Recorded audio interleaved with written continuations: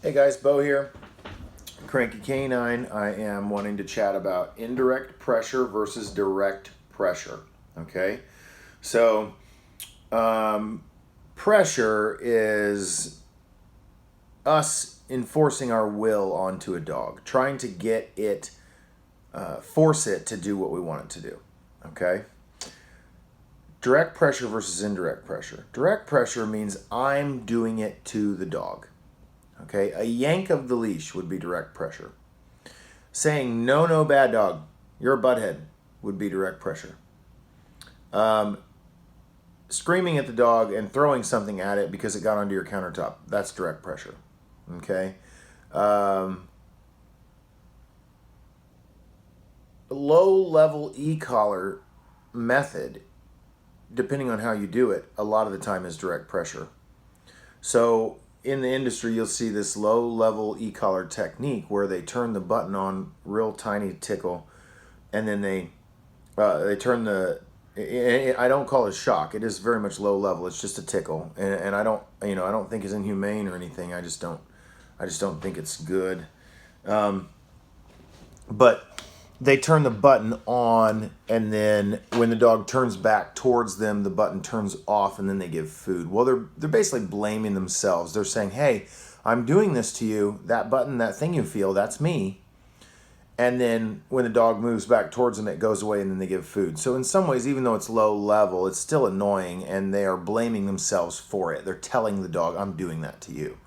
That's direct pressure. Now, indirect pressure means that some kind of a pressure changes the dog's behavior, but you aren't responsible. You didn't do it, okay?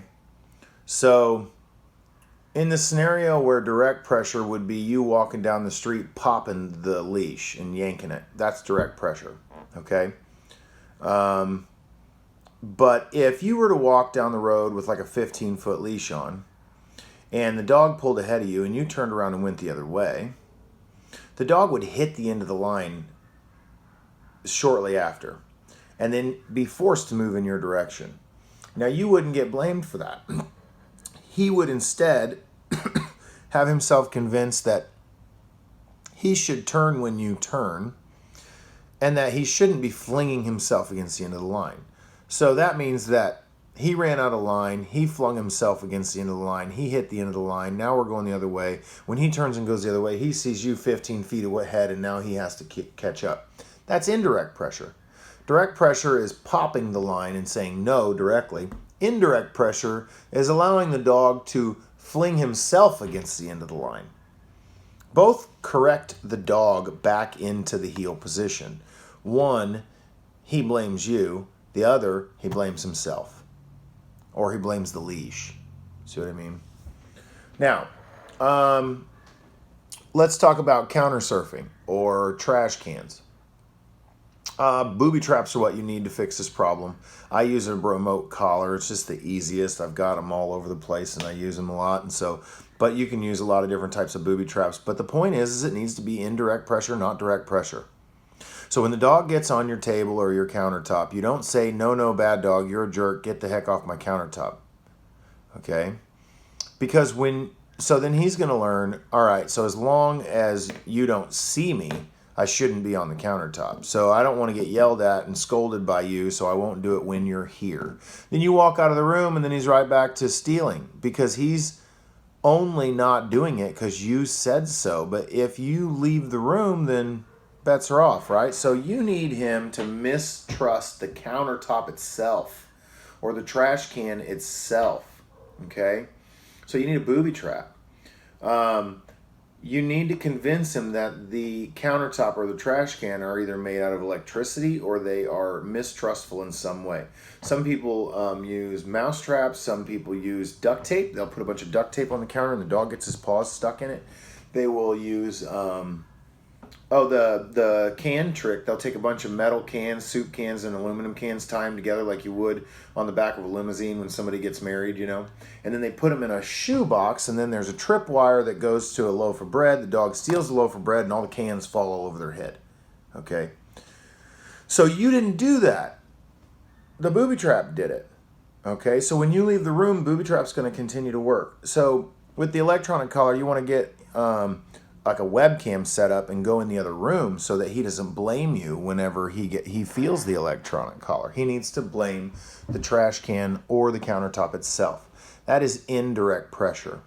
Now, if you were in the kitchen when he jumped on the countertop and you sprayed him with a bottle or popped him with a newspaper and said, no, no, bad dog, that would be direct pressure. Okay? Direct pressure makes you look bad. All right?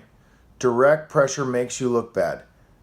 You are the animal's friend and you need to be perceived as such. And so when you're running around acting like a lunatic, you do not look good. And that hurts your recall, it hurts your heel, it hurts all your obedience, it hurts the dog's opinion of you. He thinks, why would I do what you say? You're always nagging at me.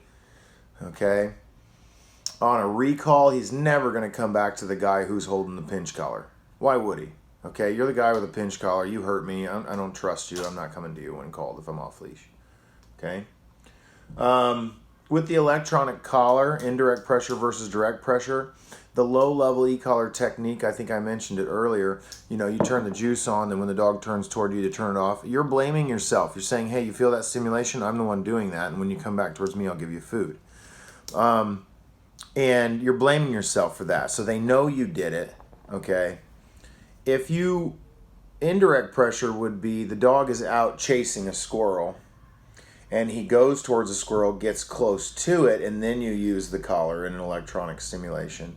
And now the dog thinks that the squirrel is the one that has the electronic superpower. Almost like it's got like a force field around it, like in Star Wars, okay?